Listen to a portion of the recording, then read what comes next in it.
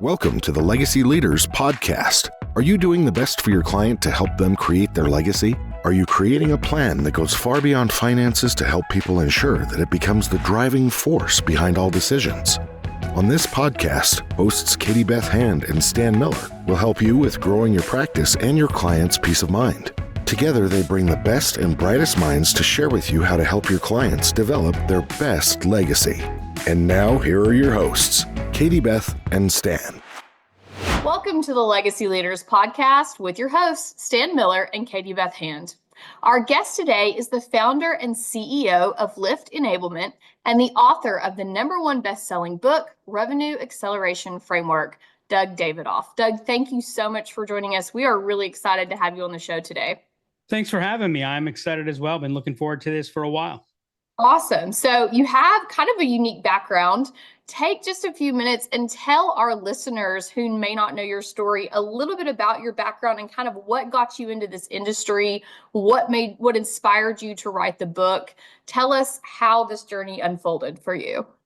So I grew up the son of two small business owners. So I remember, sitting in the living room watching TV while my mom and dad were balancing the books in the room in the home office next door to the living room. And they ran a travel agency for a few decades. Consulted that actually led to the first business I talk about. One of my key experiences in the book of a business that we started that advised travel agencies on how to grow their business. So I was just always fascinated by business in general. And then the other thing is the 50 years of a curiosity string of why do people do what they do? Why do they make the decisions that they make? Always curious, why did somebody do X and another person did Y? And especially when risk was involved, that led me into a long-time career in sales. I'm one of those few people that actually went to college with the intention of going into sales rather than falling into it. And it was, just an absolute opportunity for really learning why people do what they do. And that led to me advising businesses on sales and marketing. And what prompted me to write the book was I realized someone was going to write the book. And if it wasn't me, I was going to get really frustrated reading somebody else's book that had what I wanted to say. I love that. That's fantastic. So tell us about the book and then tell our listeners a little bit about exactly what they can expect from the book. So the Revenue Acceleration Framework really is the culmination of 15 years of personal firsthand research in the field, working with companies. I've worked with large companies, small companies, but where I really specialize is those mid-sized companies that have the opportunities and capabilities to do things that their much bigger competitors are doing, but they don't have the same resources for it. So one of my favorite sayings, one of my favorite philosophies in life is, how do you get more juice for the squeeze? And what I saw when I started really looking to say, what's the difference between the companies that grow and scale and ultimately are able to sell to generate significant wealth for their founders, and those other companies that were close, but they didn't break through and didn't get those same rewards. I thought I was going to find that the successful companies, they were just doing new, unique things that no one else was doing. What I found was they were actually doing less than the companies that were close, but not hitting that mark so much. What they had was a framework that really enabled them to translate their strategy into execution, and then to feed that execution back into strategy so they were able to make better decisions and take better actions. And that's really what the book is about, is walking you through the process of how can you ask better questions of yourself so that you can make better decisions for your business.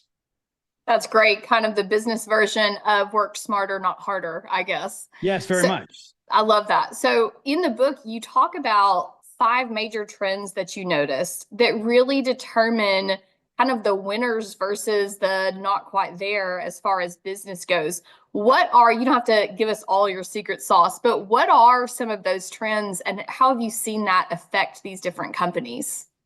The biggest trend that really permeates all of them is the world is just so much noisier. And since the book got published, it's noisier still. Large language models make people, being able to put out different thoughts and ideas are just at such a rapid rate. And what's happening for businesses is we're all making our claims still, And it's just a din. And I was at a cocktail party last night, and it got to the point I couldn't hear the person sitting across from me because there was so much noise in the room. There was so much echo. It was like, I don't even know what's going on.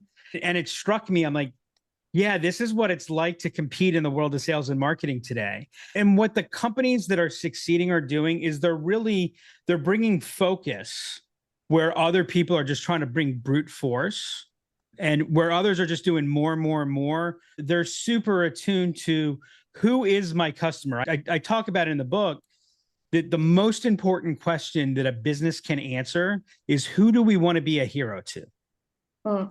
Who do we wake up every morning and go to sleep every night where we're thinking about what are their problems? How can we enable them to solve their problems? The companies that really focus in on their key customer segments are the ones that are having far more success. It feels counterintuitive. It's scary even, right? I don't want to narrow things down. I need to maximize my opportunities. But one of the things that I've always discovered is the more you can narrow the focus, the more you expand your yield.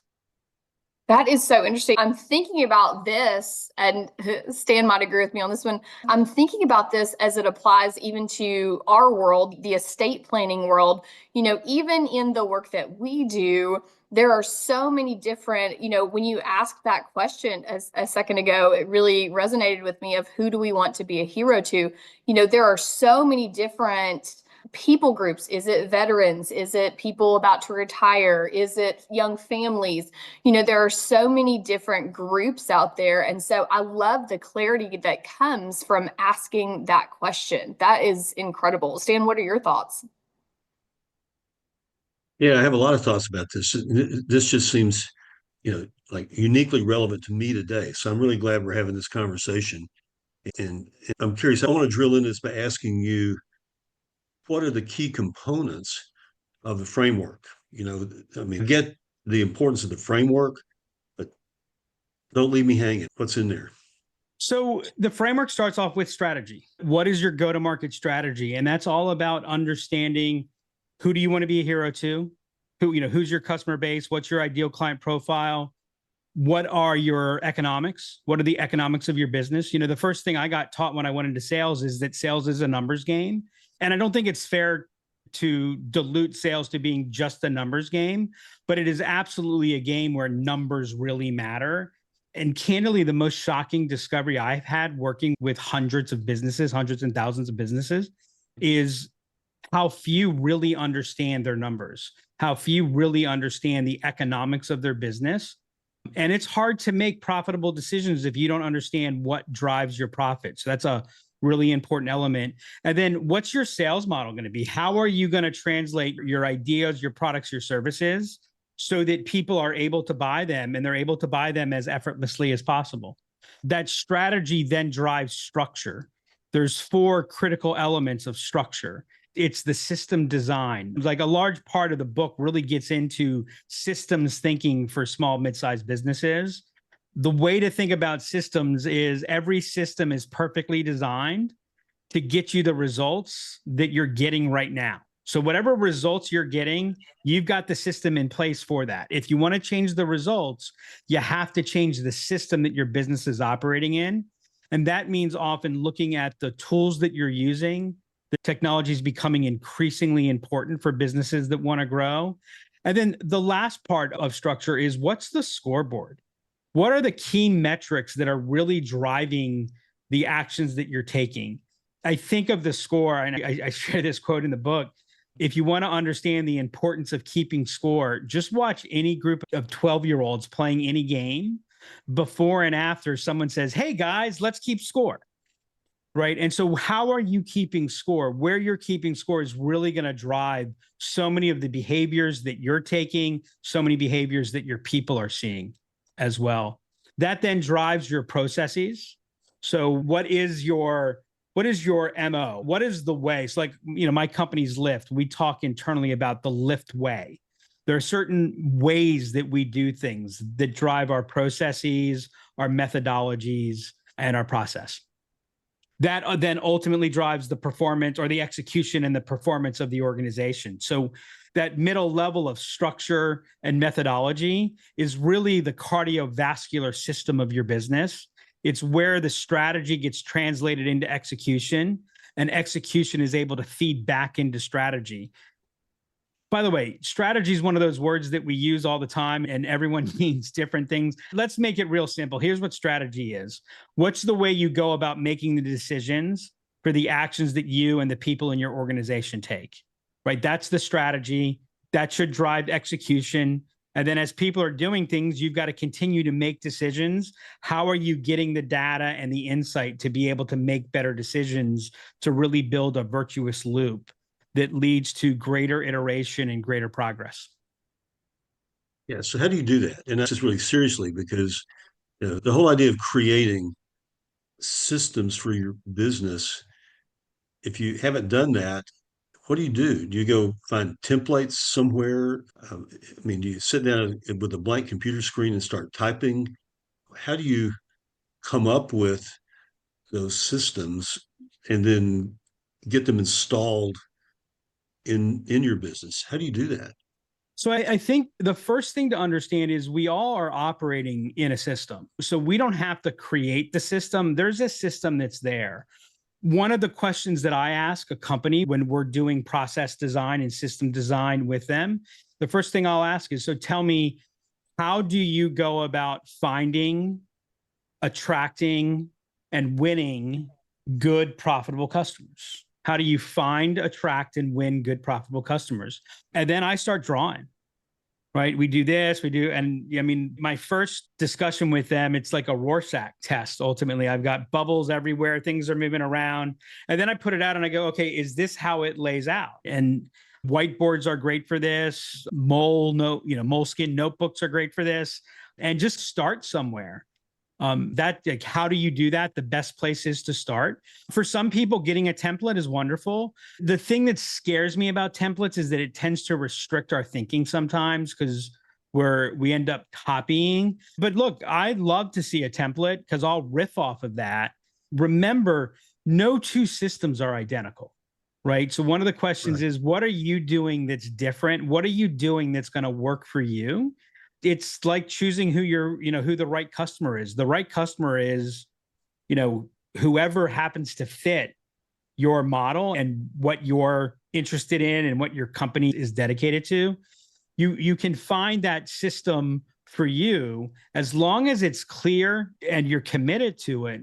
You're going to generate learning, right? And that's the other thing. No system is fixed in stone.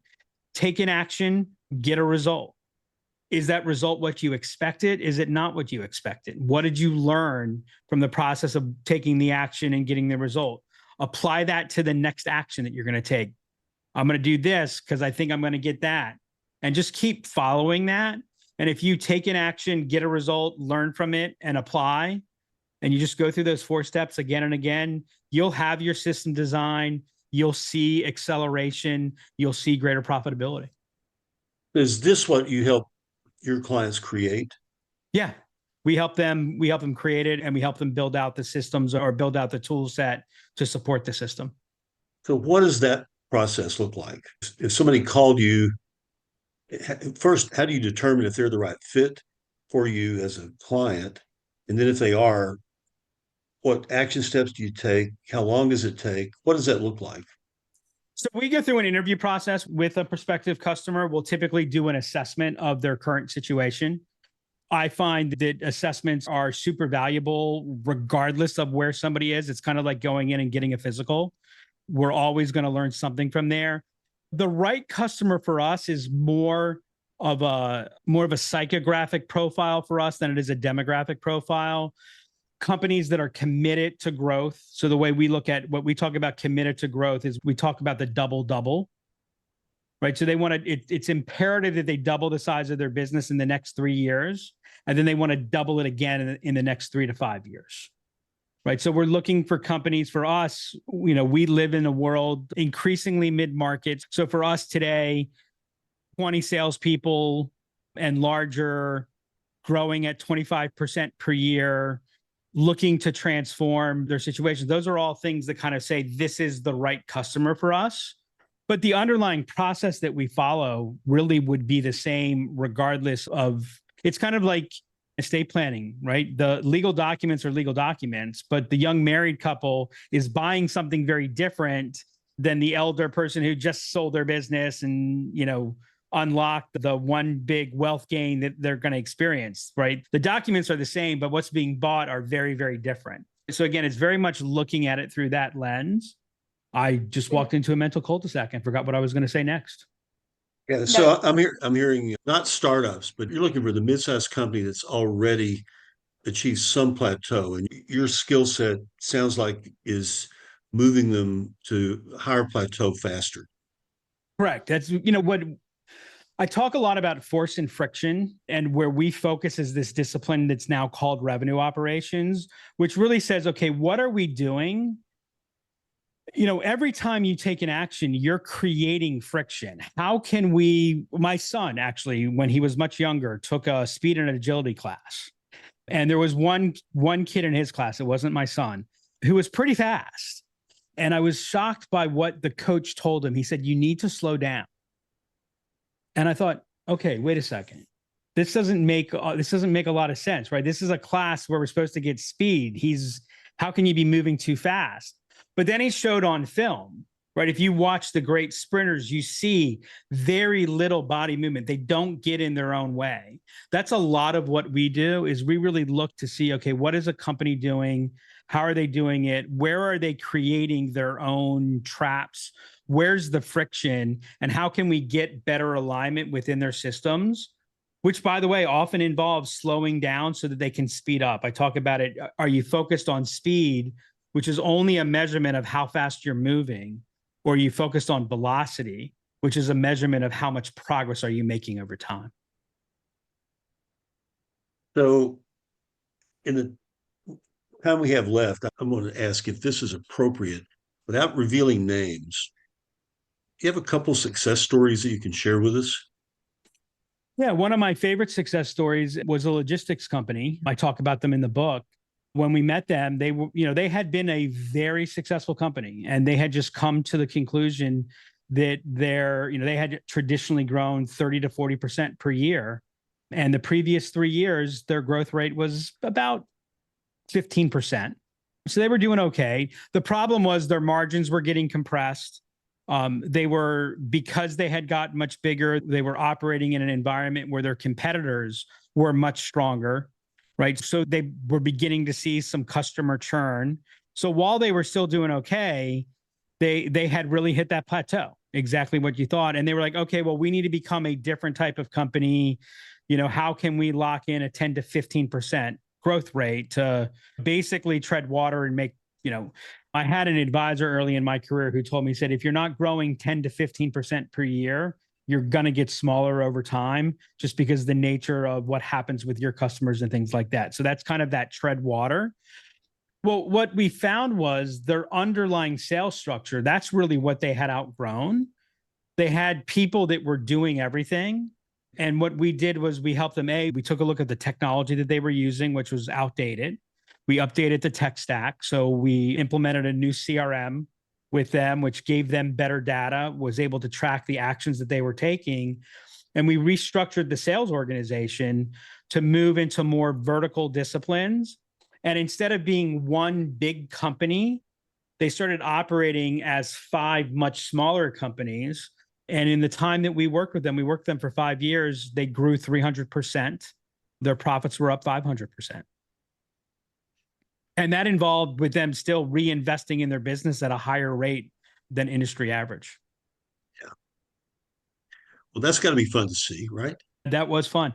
I had another success story, which is not going to sound like a success story, because the company was down 50% 1 year after working with us. And you go, well, how can that be successful if we're talking about growth? It was the 2008, 2009 recession. They were in the highway construction and concrete distribution industry.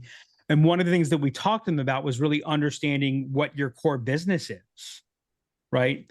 Their industry was down 80% in the year. They were only down 50%. You made me think of this. You said, talk about something that makes you feel good. The CEO of the company said to me, he said, Doug, if we hadn't hired you all a year ago, we'd be out of business today. They since came back, right? And they're larger than they've ever been. We haven't worked with them in a while, but that, again, there's lots of different paths that you need to find to define what is success for you.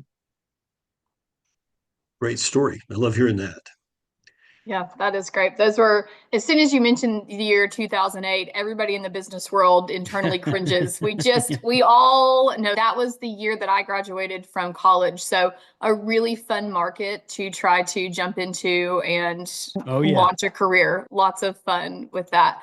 It's very interesting. You use the word structure a lot, David. And so I know you've touched on this a little bit. How important is a company's structure, and what are some of your strategies to kind of look at that and help them put a functional structure into play?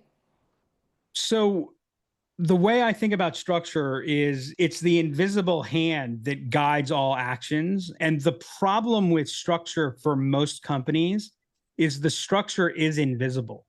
We're taking actions every day. We're making decisions. We're responding. We're reacting. We're doing all of those things, right? This gets back to the system design that I talked about and the tools that we're using. But we never stop and think about, okay, what am I doing and why am I doing it? Where does this make sense? So like another example of how we help people really uncover what their structure is so that they can see it and it becomes a conscious decision of structure rather than just a passive decision of path of least resistance, is we will, break down what is their business, where is business coming from. The company that I told you about that had that down 50%, one of the things that we found was their top 20% of their customers was responsible for 90% of their profit. But here's what's more interesting. Their bottom 40% of customers was responsible for less than 1.5% of their total revenue. They were actually losing money. If you were to add a profit number on that, they were losing money, right? When we showed this to the CEO, he said, seasonality has more impact on our revenue than 40% of our customers. This was a company that prided itself on service. And one of the ways that they prided themselves was delivery of materials. They got it to you same day, if it was at all possible to get it to you in the same day. Well, what he discovered was they were holding up trucks that had 3/4 filled for some of their largest customers because they were waiting for one part from one of their fourth or fifth quintile customers. So they were holding up getting the materials to somebody that spent $5 million with them in a year to get a part to somebody that spent $200 a year, right? And what they realized is, okay, you know what? From now on, we're not holding up trucks if you're not a first or second quintile customer. And by the way, remember, this was the difference of, did you get the part at 4 p.m. today or 2 p.m. the next day, right? We're not talking about not serving the customer or taking care of them. But those were the things, because service and same day delivery were things that they prided themselves on. But because they didn't understand their structure, people were making what they thought were decisions in the interest of the business that were clearly not in the interest of the business. So interesting. One of the things that you brought up earlier, and this circles back to what you just said, I feel like a lot of it comes down to, with this framework, not just making changes, but making changes and then really taking time to look at the impact those changes have. I feel like for me personally and our businesses and a lot of the clients that we work with that are business owners, I feel like that's something where most of us, we're not good at that. We make changes or we make decisions, and then we don't really do our due diligence on figuring out what the impact of that was. If it didn't go horribly wrong, then we consider it a good thing, and then we continue to tweak and make other changes and go from there. How important are these follow-up questions in this process? And do you help clients figure out what questions they need to be thinking through and asking themselves? Oh, yeah, we build diagnostics for companies. I think the questions are super important, But it's interesting because I think people break down into one or two places. They either don't ask those questions, right? The scenario you were talking about, or they get completely bogged down in buy-in. They try to get everybody to agree on everything. And in the meantime, no one's taking any action.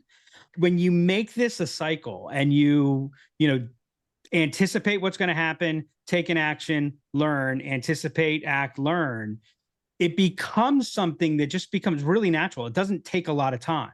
Right? Why do we not stop and ask those questions? Well, we're too busy. The reality is that's one of those places where we're going so fast, we're getting in our own way. If we slow down just a little bit, our business accelerates. So I've got to believe that part of what you do, it relates to how do you identify and bring in the right people on the team, right? Mm-hmm. How do you address that with your clients? So I think people's one of the places that's probably the most misunderstood areas in business. I think people problems are far more likely to be systems problems or structured problems. The first question that I ask is, the first thing that I look for is, what's the clarity of the role? And the way that I define that is I just simply ask the question, what does success look like? If you were giving somebody an A+ view, what would you have to, what would you point to? How would you know that they were successful? Then once we know what success is, what the outcomes of the position are, what the outcomes of whatever it is that we're doing, then we're able to look and go, okay, well, what's our process for making that happen? When we see people problems, 9 times out of 10, the person's not really the problem. The underlying structure, design of the role, clarity, that's where the confusion is. And it's really that person's reaction to it. If we can create greater clarity, by the way, what I see is as you create greater clarity, the wrong person begins to self-select out, right? We're all looking for something that we can sink our teeth into. No one, I don't want to say no one, but very few people wake up in the morning and go, I want to do a really bad job today. Right? Everyone's out there trying to do what they think is best. When you take a step back and you understand, okay, well, what is it that we're actually trying to achieve? And then build those cycles in, the same thing we were just talking about, we find that it's the role clarity or the role conflicts that lead to people problems more than it's the people. Interesting. That makes a ton of sense. Well, before we run out of time, is there anything else you want our listeners to know about the book or your company or about the work that you do? So, I want to leave with what I've defined, what I've learned is probably the most important decision that we can make individually, whether we're running the business in the business or, I don't know, doing something completely else. And it's the place, it's really hard today to play your game. There's so many people out there with so many words of wisdom, models, etc. One of the things you're going to find out about the book, this is not a book that was designed to say, do this and this. It's much more of a book that's structured, or at least my hope is, it's structured to get you to look at your business a little bit differently and look at the questions that you're asking yourself differently. I find when you say, how do I do it? What do I do? I think my magic superpower is in talking with people, I get them to ask a better question. They give me credit for the answer, but the truth of the matter is I don't really deserve the credit for the answer. What I find is when we're asking the right questions and we're asking better questions, we get better answers. So the best thing you can do is really decide what is the game that you want to play. Because I'll tell you, there's nothing worse than losing playing somebody else's game. And I've yet to see somebody who really plays their game that has a commitment to learning, that doesn't see progress and doesn't ultimately enjoy success. So that's my hope. And that's what really motivated me again to write the book. And I hope everyone gets from that. That is fantastic. Well, Doug, thank you so much for taking time out of your day to jump on and talk to us about just all of this wisdom. I know I have tons of notes, and anticipate, act, learn is going to be a new phrase that you said that I keep in my head all the time. So thank you for taking time to jump in with us and really talk us through all of us. And for our listeners, we want to thank you for listening to the Legacy Leaders podcast. As always, you're with your hosts, Stan Miller and Katie Beth Hand, and our guest today was Doug Davidoff. And to get connected with Doug, you can visit liftenablement.com, and you can find his book on Amazon and get more information about it at the revenueaccelerationframework.com. You can also connect with him on LinkedIn, and we will be sure to link all of those for you in the show notes. So thank you again so much, Doug, for jumping on with us today. We appreciate it. Thank you. You've been listening to the Legacy Leaders podcast with Katie Beth Hand and Stan Miller. For more information on them and the show, please visit pinnaclelegacylaw.com. If you like what you've learned today, do share the program with your friends and subscribe wherever podcasts are found.